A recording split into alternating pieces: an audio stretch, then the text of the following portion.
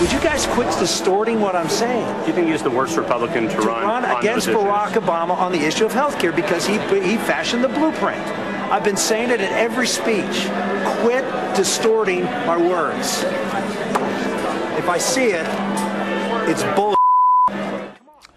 All right, you've seen that probably once or twice. Rick roaring at the press, sometimes by cursing at the press. Newt Gingrich roared, but at least to the best of my memory, I don't think he ever cursed at anyone. Is that where the speaker draws the line between speaking and screaming, between making a point and proving pointless?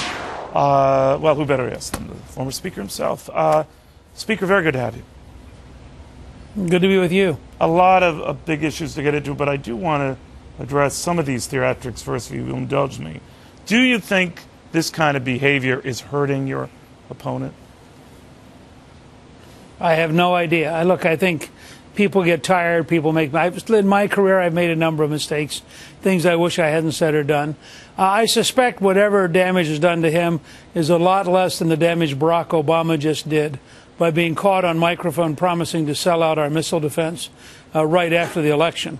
So I would say, as mistakes go, Obama's mistake is a heck of a lot bigger than Santorum's. All right, I want to focus on that because the White House, I'm sure, will quibble with your characterization that he's trying to sell out our missile defense.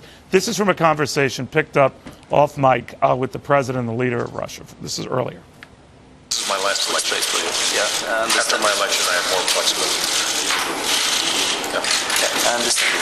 I transmit this information to Vladimir and Alexander. You think he was stating he's going to sell out our edge with them? Okay.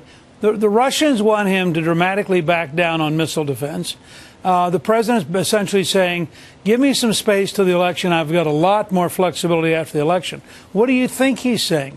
The question it raises is, how many countries, whether it's Iran or somewhere else, has he had a similar conversation with? Let me pretend I'm tough long enough to get reelected, then I'll take care of you. I think it's a very chilling comment because, where Rick Santorum might have lost his temper for a second, this is the President of the United States, supposed to be defending us, telling the Russians that he's willing to give something up that he can't publicly admit to now. So I think the question of the President ought to be, what is it you plan to give the Russians after the election? Tell us now so the American people can decide whether or not that's a future they want to, a gamble they want to take with their safety. But, Speaker, he could just as easily be saying, in my country, it's an election year. Nothing is going to get done. I can't negotiate anything with you, right? Well, Neil, you can give Barack Obama every possible benefit of the doubt if you need to. From what we've seen of his policies, they're basically appeasement, weakness, and apology.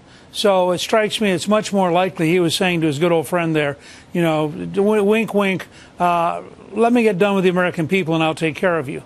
Do you think that the way the race is going right now, Speaker, that back to the Republican battle for the nomination, that there might be something to this idea that it is going to be at least an international unknown until right up to the convention, and that does put us in a sort of disarray going into Tampa?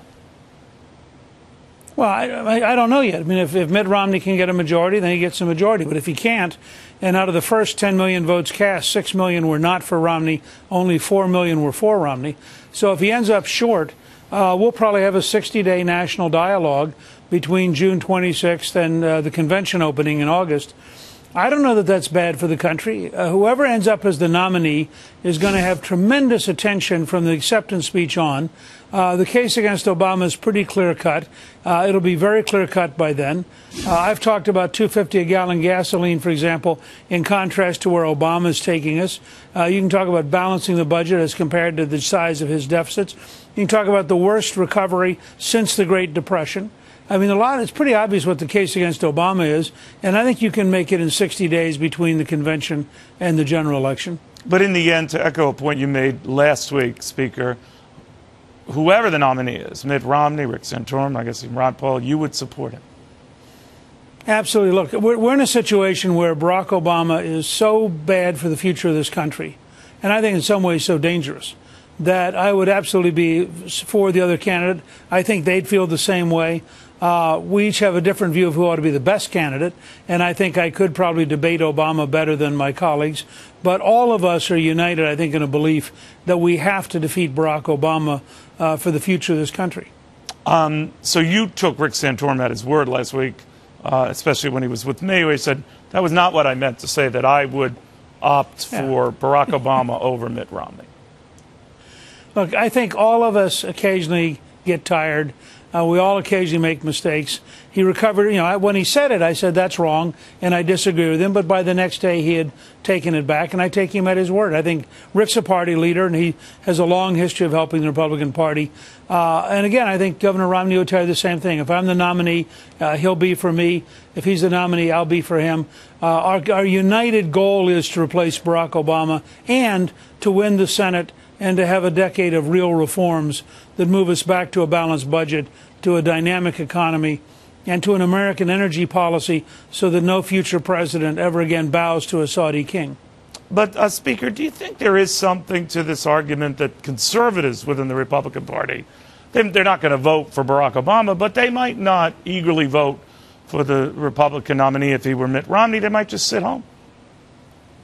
Well, I think that's going to be a challenge that Governor Romney's got to face up to. I mean, the fact that as the front runner after 6 years of campaigning, $40 million of his own money, outspending his opponents by 4, 5, 6, 7 to 1, the fact that he's still only getting about 40% of the total vote makes him the weakest front runner in modern times. If he does end up with the nomination, he's going to have to do something to unify the party and to spark a sense of excitement. How does he do that? But I also think, how does he do that? Oh, I think he's got to paint a picture of a better American future, and one that's based on the Constitution and the Declaration of Independence and the sense of who we are as a nation. Let's say hypothetically he wants to put Newt Gingrich on his ticket to protect that base.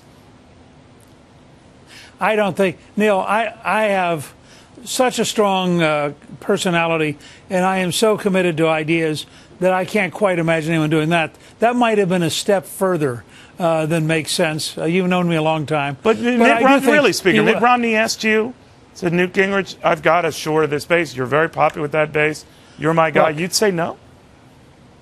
No, I wouldn't say no. I can't imagine him offering. There are a number of, obviously, you owe it to the presidential nominee to be helpful if you can, and I'll do everything I can to be helpful if that turns out to be the case, just as I think Mitt would do everything he could to help me if I end up as a nominee. We got a lot of bright, competent people out there who are potential vice presidential candidates. We're going to have a strong ticket, whether it's Gingrich and somebody or Santorum and somebody or Romney and somebody. We're going to have a very strong ticket one way or the other. Someone characterized it this way in the Republican race. It's not just political, it's personal, that there's such a degree of antipathy between the principles involved, whether it's you and Governor Romney, probably more these days between Rick Santorum and Governor Romney, that's what's driving it. Is that a fair characterization? No, it's baloney. What's driving it is simple. The front runner has an obligation to get to a majority. He hasn't gotten to a majority. Nobody has an obligation to get out. Look, there's a very sad story in Atlanta that last fall, the Braves were ahead by 10.5 games with only 28 games to go. Remember it well. St. Louis didn't quit. They didn't say, oh, gosh, I guess we ought to agree that the Braves are going to win. And it's an amazing story. With only 28 games left, they came from 10.5 games behind. So all of us, I think, have a rueful feeling in Atlanta that maybe you ought to stick it out to the last pitch and not assume anything, having lived through that experience. Right. And I think... By the way, the New York Mets can take that in spades, but you're quite right. You're quite right. Well, I'll be glad to take... There are 3 or 4 examples in sports of that. My only point is, none of us have an obligation to get out of the way as long as there is a mathematical possibility, and the front runner has to earn it, not believe he's going to be conceded. And I think Governor Romney accepts that. And listen, we're going to fight right down to Tampa if that's what happens. And if we end up after June 26th with an open dialogue, I think as the person that most Republicans believe could best debate Barack Obama, I have a real chance at that point to pull off one of the great comebacks in American political history. So, I'm going to be hanging around talking about things like $2.50 a gallon gasoline and an American energy policy and other positive ideas. All right. Sorry that we opened up that old Atlanta Braves wound, but Speaker, it's always good having you. Thank you very much. Take care. Thanks. Newt Gingrich. All right, we'll feel more like